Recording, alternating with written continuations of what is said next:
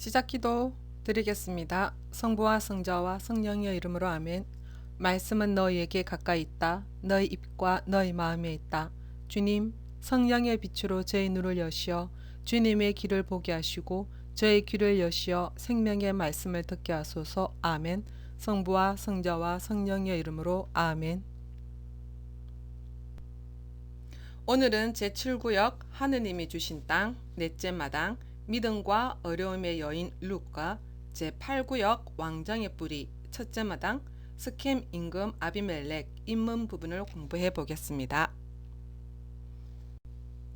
룻기는 판간 시대를 배경으로 이민족 여인인 룻이 홀려된 시어머니인 나오미를 따라 유다 땅 베들레헴으로 함께 와서 정성을 다해 시어머니를 공경하며 신의와 믿음의 삶을 보여주는 이야기입니다.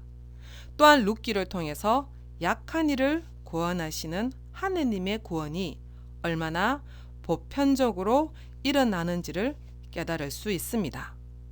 룻이라는 이민족 여인에게서 다윗이라는 위대한 임금이 나오게 됩니다. 룻기라는 책 이름은 주인공 룻을 따라 정했고 룻의 의미는 여자친구, 동료, 애정, 원기 회복이라는 의미를 지니고 있습니다. 룻기가 전하는 사상은 크게 두 가지입니다. 첫 번째는 약자를 보호하시는 하느님의 보편적인 구원 사상을 드러내고 있습니다.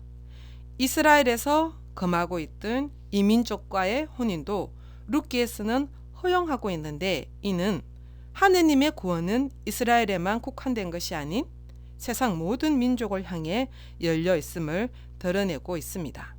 두 번째는 룻기에서 전하는 고엘, 속량자라는 율법은 사회의 가장 기본적인 구성 단위인 가정을 보호해주는 법으로 친족 간에 서로 돌보고 책임을 져주는 의무와 권리를 갖게 합니다. 룻기의 정경에서의 위치는 카톨릭의 분류에서는 역사서에 들어가지만 히브리 경전 목록에서는 성문서에 속합니다. 그 중에서도 5개의 축제 두루마리라고 불리는 메길롯에 들어 있습니다. 5개의 축제 두루마리인 축제 오경은 다음과 같은 날 읽혀집니다. 아가스는 파스카 가월절에, 룻기는 오순절에, 코헬렛은 초막절에, 에가는 예루살렘 멸망 기념일에, 에스테르기는 푸림절에 읽혀지는 책입니다. 역사서에 속하는 룻기는 역사적 배경이 판간 시도로 설정되어 있어서 연대기적 의도에 따라 판간기 다음에 이 책을 두고 있다고 봅니다.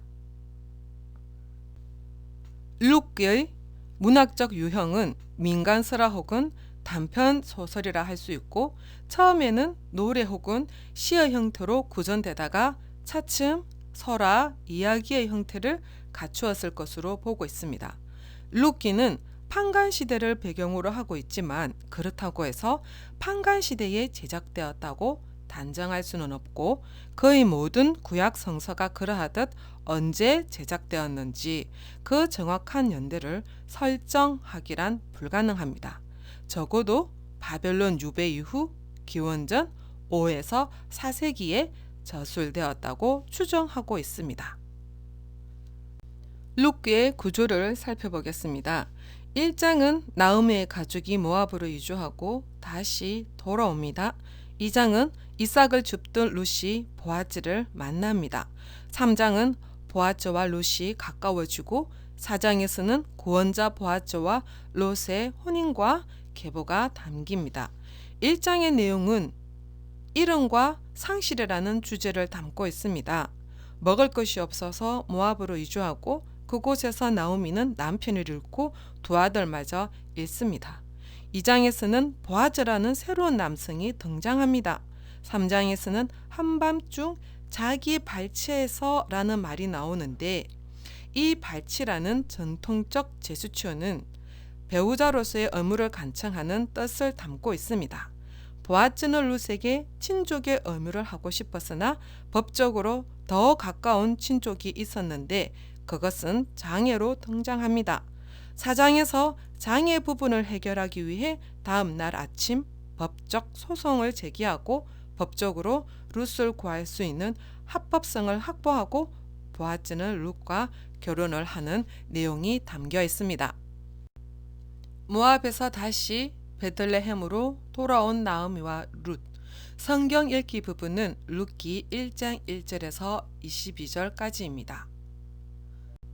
룻기 1장 1절에서 5절은 기근이 들어서 엘리멜렉 집안이 모압으로 이주하는 내용이 담겼고, 룻기 1장 6절에서 22절은 나오미가 룻과 함께 고향 베들레헴으로 돌아오는 내용입니다. 룻기는 판간 시대를 배경으로 하여 이민족 여자와 결혼했던 다윗 임금의 조상 보아즈와 룻에 관해 이야기하고 있습니다. 룻은 계약 공동체의 가장 훌륭한 구성원이 갖출 수 있는 모든 자질들, 즉 충절과 성실과 온유를 두루 갖추고 있었습니다. 룻기를 통해 이민족 여인과의 혼인을 금하는 엄격한 율법에 대한 무언의 항변을 발견할 수 있습니다. 룻기 1장 1절과 1장 6절을 읽어보겠습니다. 판관들이 다스리던 시대에 나라에 기근이 든 일이 있었다. 그래서 유다 베들레헴에서 살던 한 사람이 모압 지방에서 나그네 사류를 하려고 아내와 두 아들과 함께 길을 떠났다. 나오미는 며느리들과 함께 모압 지방을 떠나 돌아가기로 하였다. 주님께서 당신 백성을 돌보시어 그들에게 양식을 베푸셨다는 소식을 모압 지방에서 들었기 때문이다. 주님께서 당신 백성을 돌보시어라는 말씀에는 하느님께서 이스라엘 역사에 개입해 들어오셨음을 전하고 있는 것입니다. 이와 더불어 나오미와 룻 또한 주님의 돌보심을 받을 수 있다는 의미를 내포하고 있다고 볼 수 있습니다. 남편과 두 아들마저 잃은 불운의 여인 나오미는 모압 땅에서 다시 베들레헴으로 돌아오면서 두 며느리들에게 친정으로 돌아갈 것을 권유합니다. 모압 여인 룻은 시어머니 나오미를 따라가겠다는 결단을 내리고 베들레헴으로 돌아오는 모습을 볼 수 있습니다. 룻기 1장 16절에서 17절을 통해 룻의 강력한 의지를 담은 고백을 읽어보겠습니다. 어머니 가시는 곳으로 저도 가고 어머니 머무시는 곳에 저도 머물럽니다. 어머니의 결례가 저의 결례요 어머님의 하느님이 제 하느님이십니다. 어머니께서 숨을 거두시는 곳에서 저도 죽어 거기에 묻히렵니다. 주님께 맹세하건대 오직 죽음만이 저와 어머니 사이를 갈라 놓을 수 있습니다. 룻은 자신의 강력한 의지를 주님의 이름으로 맹세합니다. 그녀는 모압의 신 크모스를 거부하고 이스라엘의 하느님 야훼를 선택했습니다. 룻의 이야기는 이방인 여인이었지만 이스라엘 집안에 시집와서 이스라엘 사람들과 섞여 살았고 이방인도 이스라엘과 한 몸, 한 공동체를 이룰 수 있으며 하느님 백성의 일원이 될 수 있다는 것입니다. 룻은 시댁의 불행한 모습에도 시댁이 섬기는 하느님을 구원자로 고백하고 있습니다. 룻기 2장 룻이 보아즈를 만나다. 룻기 2장 1절에서 3절 룻이 이삭을 주우러 나가다. 나오미에게는 남편 쪽으로 친족이 한 사람이 있었습니다. 그는 엘리멜렉 가문으로 재상가였는데 이름은 보아즈였습니다. 마침 추수철이라 룻은 시어머니에게 이삭을 주우러 나갈 수 있도록 허락해달라 청합니다. 룻은 타국에서 갑으로 와서 있기에 집 밖으로 나가는 것이 위험할 수 있었지만 생계를 위해 용기를 냈던 것입니다. 구약은 가난한 자들에 대한 배려를 율법으로 규정하고 있습니다. 추수할 때 어느 정도 남기고 수확하는 것과 매 3년째 되는 해에 드리는 11조였습니다. 이 율법을 이행하는 사람에게 하느님의 축복을 약속하고 있습니다. 룻에게 있어 지금은 추수 때이므로 되도록 많은 이삭을 주어 식량을 비축해 두어야 했기에 이곳 저곳 추수하는 곳을 찾아다니며 이삭을 주었습니다. 그러다가 돌아가신 시아버지 엘리멜렉과 친척간인 보아즈의 밭에 들어가게 됩니다. 룻기 2장 11절에서 14절. 보아즈가 룻을 배려하다. 보아즈가 룻이 남편이 죽은 후 시어머니를 어떻게 헌신적으로 대해왔으며 그녀의 노후를 위해 희생을 각오하고 이스라엘까지 온 일에 대해 잘 알고 있다며 위로합니다. 룻에게 축복을 빌어주며 룻이 행한 선한 일들에 대해 하느님이 보상해 주실 거라 합니다. 또한 룻이 모압의 신 크모스를 버리고 전능하신 하느님 야훼의 날개 아래로 피신했다는 사실도 상기시켜 주었습니다. 점심때가 되자 룻에게 가까이 와서 음식을 함께 덜기를 권합니다. 높은 지위의 주인이 하인들과 함께 식사를 한다는 것은 보아즈의 인격이 어떠했는지 엿볼 수 있는 부분입니다. 룻기 2장 15절에서 16절. 보아즈의 당부. 점심이 끝나고 추수가 다시 시작되어 룻이 이삭을 주어러 일어나자 보아즈가 자기 종들을 불러 당부합니다. 룻이 곡식단 사이에서 이삭을 줍도록 하라는 겁니다. 더 나아가 아예 곡식단에서 이삭을 빼내 룻이 줍도록 헐려 주어라는 것이었습니다. 또한 무례한 짓과 야단치지 말 것을 당부합니다. 당시 밭 주인들은 이삭 줍던 사람들이 곡식단 사이를 돌아다니는 것을 금했습니다. 어떤 주인들은 단 사이에서 떨어진 이삭을 자신들이 직접 줍기 위해서 금했고, 어떤 주인들은 이삭 줍는 사람들이 몰래 곡식단에서 이삭을 빼낼까 접근을 막았습니다. 당시 이삭 줍는 사람들은 매우 가난한 사람들이거나 이방인들이다 보니 추수하는 일꾼들도 그들을 무시하기 일쑤였고 자주 야단을 쳤습니다. 이런 정서 가운데에서 보아즈가 룻에게 보인 배려는 대단한 것이라 하겠습니다. 보아즈는 율법의 규정보다 한 단계 더 높은 자비를 베풀고 있는 것입니다. 룻기 2장 20절을 읽어보겠습니다. 그러자 나오미가 며느리에게 말하였다. 그분은 산 이들과 죽은 이들에 대한 당신의 자의를 저버리지 않으시는 주님께 복을 받을 것이다. 그리고 나오미는 그에게 계속 설명하였다. 그분은 우리 일가로서 우리 구원자 가운데 한 분이시란다. 구원하다는 말의 명사형이 고엘, 바로 구원자입니다. 구원자는 본디 가문의 한 사람이 공경에 빠지거나 억울하게 죽었을 때 도와주는 가까운 친척을 가리킵니다. 누가 살해되었을 때 구원자는 피의 보복자가 되고, 가장이 후손 없이 죽으면 그 부인과 혼인하여 그에게 후손을 마련해 줘야 했습니다.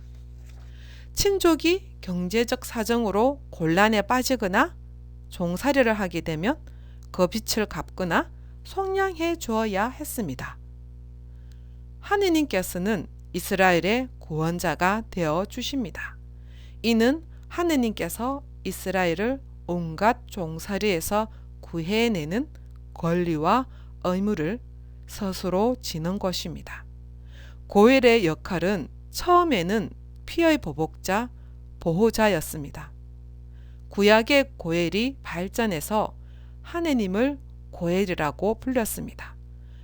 예수님은 모든 믿는 이들의 고엘이시며 이 제도의 왕선자이십니다. 룻기 3장 룻이 보아스와 가까워지다. 3장에서는 추수 때로부터 얼마만큼의 시간이 흘렀는지 알 수 없지만 나오미는 룻에게 중요한 제안을 합니다. 보아스와의 결혼에 대한 것으로 룻에게 몸을 단장하고 보아스의 발치에 가서 누워 있으라고 지시합니다. 룻은 시어머니가 시키는 대로 하는데 보아스가 한밤중에 자기 발치에 누워있는 여자를 발견하고 소소라치게 놀라 누구냐고 묻습니다. 룻이 저는 주인님의 여종이라고 겸손히 밝힌 다음 어르신의 옷자락을 여종 위에 펼쳐달라고 청합니다. 이 행위는 룻이 보아스에게 청혼을 하고 있는 것입니다. 그리고 자신이 보아스와 결혼하고자 하는 이유를 어르신은 구원자이십니다 라는 말로 분명히 밝힙니다. 룻은 보아스에게 구원자의 고난을 실행하여 시어머니인 나오미와 며느리인 자신을 보살필 의무를 다할 것을 요구하는 것입니다. 4장 룻과 보아스의 혼인. 성경 읽기 부분은 룻기 4장 1절에서 22절까지이며 4장 6절을 읽어보겠습니다. 그러자 그 구원자가 대답하였다. 그렇다면 나로서는 구원 의무를 실행할 수 없네. 내 재산을 망치고 싶지 않다네. 나는 구원의 의무를 실행할 수 없으니 내 구원자 의무를 그대가 실행하게. 룻기 4장 1절에서 6절의 내용입니다. 보아스는 새벽녘에 룻을 집으로 돌려보낸 후 곧바로 베들레헴 성문으로 올라가 자리를 잡고 법적 절차를 준비합니다. 때마침 익명의 그 구원자가 지나가자 그를 불러 자기 옆에 앉게 한 다음 성읍의 원로 10명을 소집하여 나오미와 룻에 대한 법적인 절차를 밟습니다. 보아스가 나오미 문제를 들고 나와서 그 익명의 구원자는 더 이상 방치할 수가 없었습니다. 그는 땅을 사겠다고 합니다. 남에게 사용권이 넘어간 땅을 되살 경우 죽은 소유주의 여자가 생존해 있다면 그 여자와의 결혼도 의무로 따라오는 것입니다. 그러므로 그 땅을 사게 되면 죽은 사람의 아내인 모압 여인 룻도 아내로 맞아들여야 한다고 말하는 것입니다. 그리고 태어난 아이는 엘리멜렉의 법적인 아들이 되어 그 땅의 상속자가 되는 것입니다. 하지만 율법은 구원자의 권한을 강제하지는 않습니다. 6절에서 그 익명의 구원자는 생각해보니 자신에게 손해가 될 것 같아 구원자로서의 권리를 포기합니다. 참고로 구약에서 땅의 소유권은 개인에게 있다기보다 각 지파에 속해 있었습니다. 그래서 율법은 아들 없이 딸이 땅을 상속해야 할 경우에는 그 딸이 다른 지파 사람과 결혼하는 것을 금했습니다. 성경 읽기 부분 4장 12절에서 13절입니다. 또한 그대의 집안이 주님께서 이 젊은 여인을 통하여 그대에게 주실 후손으로 말미암아 타마르가 유다에게 낳아준 벨의 첫 집안처럼 되기를 기원하오. 이렇게 보아스가 룻을 맞이하여 룻은 그의 아내가 되었다. 그가 룻과 한자리에 드니 주님께서 점지해 주시어 룻이 아들을 낳았다. 율법은 보아스가 룻에게 베푼 호의와 같은 자식 없이 죽은 먼 친족의 자녀를 낳아줄 의무를 요구하지는 않습니다. 하지만 보아스와 룻은 이 율법을 확대하여 나오미의 남편 엘리멜렉의 후손을 갖게 되는 것을 기뻐합니다. 보아스는 이스라엘의 율법인 고엘, 즉 속량자법을 실천합니다. 이 속량의 율법은 가정을 보호하고 지키려는 법으로 어느 가정이 위기에 처했을 때 가장 가까운 친족이 그 가족들과 재산을 지켜주고 돌봐주어야 하는 의무를 지는 것입니다. 이렇게 함으로써 서로 도우며 한 가정을 지켜주는 것은 물론 하느님 사랑 안에서 가난한 이들을 돌보는 해결책이기도 했습니다. 나오미와 룻의 경우 이들의 구원자는 나오미가 매각하려는 땅을 매입하고 룻과 결혼하여 룻의 남편에게 후손을 마련해 주는 의무를 지는 것입니다. 성경 읽기 부분은 룻기 4장 17절에서 22절입니다. 이웃 아낙네들이 그 아기의 이름을 부르며 나오미가 아들을 보았네 하고 말하였다. 그의 이름은 오벳이라 하였는데 그가 다윗의 아버지인 이사이의 아버지이다. 이것이 페레츠의 족보이다. 페레츠는 헤츠론을 낳고 헤츠론은 람을 낳았으며 람은 아미나답을 낳았다. 아미나답은 나우손을 낳고 나우손은 살몬을 낳았으며 살몬은 보아츠를 낳고 보아츠는 오벳을 낳았다. 오벳은 이사이를 낳고 이사이는 다윗을 낳았다. 가나안 여인 타마르와 모압 여인 룻은 이방 여인이었지만 다윗 임금의 가계를 구성하는 일원이 됩니다. 따라서 다윗 가문과 연결된 사람들 모두에게 이민족의 피가 흐르고 있는데 마테오 복음서 1장에는 예수님의 족보가 등장하는데 이민족 여자 타마르와 라합과 룻을 포함시키고 또 솔로몬의 어머니 바세바의 이름이 등재되어 있습니다. 4명의 이방 여인이 영광스러운 예수 그리스도의 족보에 올라 있습니다. 우리도 이스라엘의 입장에서 본다면 이방 민족입니다. 하느님께서 나를 통해 이루시고자 하는 일이 있어지지만 나의 협조 없이 가능한가요? 강제로 하실 수 있을까요? 인간에게 자유의지를 허락하셨기 때문에 하느님께서는 그러시지 않습니다. 이스라엘의 선민의식은 자신들만이 구원을 받았다는 믿음이 깔려 있습니다. 배타적인 구원관을 가지고 있는데 예수님께서는 하느님 나라의 복음을 받아들이지 않는 이스라엘의 자리를 새로운 하느님 백성인 교회가 차지하게 되리라 하셨습니다. 그래서 교회는 죄인들의 공동체라 부르는 것입니다. 마음에서 우러나오는 율법의 순종. 룻기는 대단히 예술적인 단편으로 너그러운 사람들이 율법을 준수할 때 가장 불행한 사람들에게도 훌륭한 삶이 실현될 수 있다는 예를 부드러우면서도 매우 신중하게 보여주고 있습니다. 이야기 전반에 걸쳐 볼 때 나오미, 룻, 보아즈는 율법이 지향하는 목표에 민감했고 율법을 글자 그대로 지키는 것이 아니라 그것을 넘어서서 율법에서 흘러나오는 진정한 정신인 하느님 사랑과 이웃 사랑에까지 나아가고 있습니다. 룻의 경우 십계명의 넷째 계명인 부모에게 효도하여라를 지키되 인색한 태도로 마지못해 하는 것이 아니라 율법을 뛰어넘는 따뜻함과 애정으로 지키는 모습을 시종일관 보여주고 있습니다. 룻은 나오미를 친어머니처럼 섬깁니다. 보아츠의 경우는 가난한 이들을 위한 배려로 이삭 죽기를 허용합니다. 율법은 농부들에게 밭에서 곡식 이삭을 주울 때 마지막까지 모조리 주워 담지 말고 가난한 이들이 줍도록 남겨두라고 권하고 있습니다. 하지만 보아즈는 자기 일꾼들에게 이삭을 넉넉히 남겨 놓아라고 당부하며 다 발제 흘려 놓아라 합니다. 그리고 구원자 고엘의 의무로 친족 가문이 이어지도록 구원자 고엘의 역할을 합니다.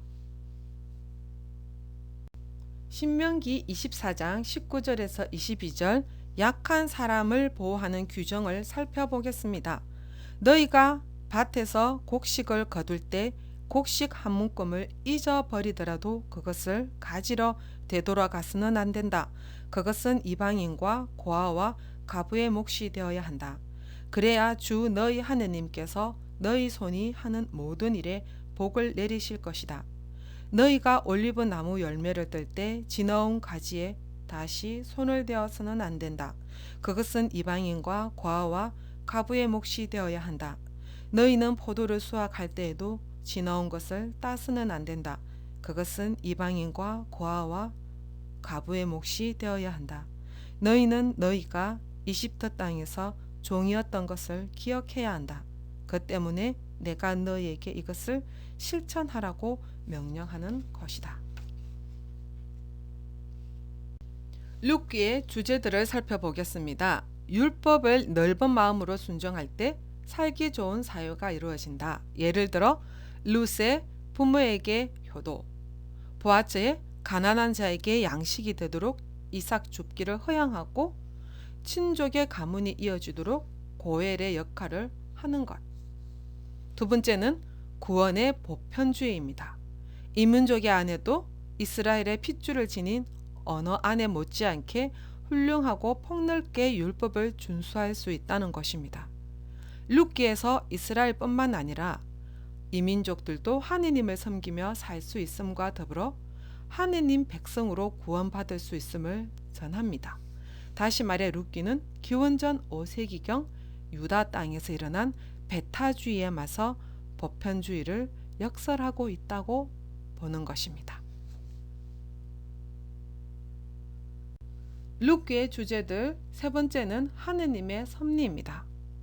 룻기는 가난한 가부들 곧 보통 사람들의 평범한 이야기를 전하면서 사람들 사이의 헌신과 신의와 애정을 보여주는데 결국 이를 가능하게 하며 이끌어가는 존재는 하느님이심을 전해줍니다. 네 번째는 다윗의 족보와의 연결입니다. 룻과 보아스 사이에서 나온 아들 오벳은 다윗의 증조부입니다.